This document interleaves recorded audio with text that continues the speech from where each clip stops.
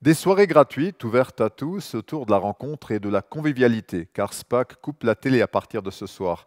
C'est le retour de la semaine sans télé dans le bourg mitoyen d'Altkirch. Mais vous pouvez jeter un œil sur Ligne 68, votre nouvelle télé régionale, sur votre mobile.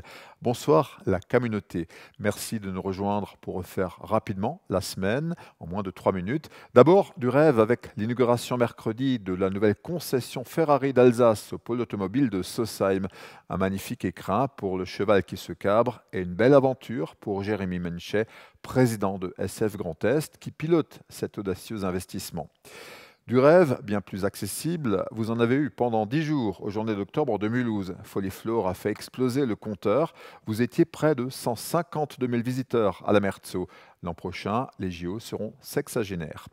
On vous emmènera au jardin. Strasbourg pense très fort aux victimes et aux proches de l'attentat du 11 décembre, mais la vie doit continuer. Ainsi, le 450e Christkindlesmerk se tiendra à partir du 22 novembre autour de 3 univers, Noël magique, la récré de Noël et un Noël autrement.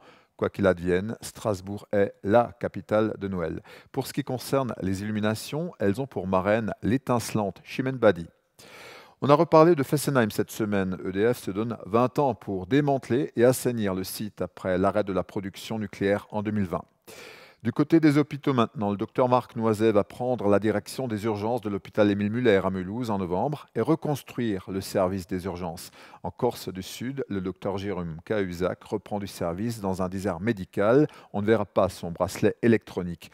En attendant, urgence aussi pour les sapeurs-pompiers qui voient rouge. Ils étaient des milliers à manifester à Paris cette semaine. Demi-tour vers le sport, le tracé du Tour de France 2020 a été dévoilé. Il a été construit pour les grimpeurs. On pense entre autres à Pinot et à la Philippe. Nous reverrons pour ce qui nous concerne la grande boucle dans la station des Vosges Haute-Saônoise, chère au Tour Alsace. La planche des belles filles le 18 juillet prochain. Enfin, eux portent un regard d'adolescents sur un monde qu'ils ont du mal à comprendre. Les lycéens sont investis cette semaine dans J1J, journaliste d'un jour, encadré par les professionnels de l'Alsace et des DNA. Ils sont enthousiastes et nous servent au moins une info fraîche. Vous regardez Ligne 68, voici pour finir 2 rendez-vous essentiels pour votre week-end. À Mulhouse, samedi et dimanche, le 7e festival sans nom au cœur de la ville avec un escape game géant pour jouer à Sherlock Holmes. Quasiment tout est gratuit et les fins limiers du roman policier sont là autour de Bernard Minier, le président.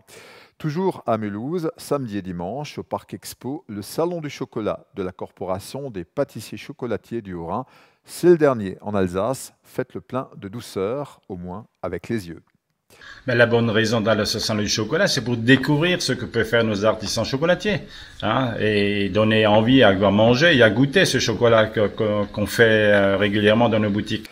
Un carré de chocolat ne nuit pas à la ligne. Merci d'être toujours plus nombreux à nous suivre sur Ligne 68.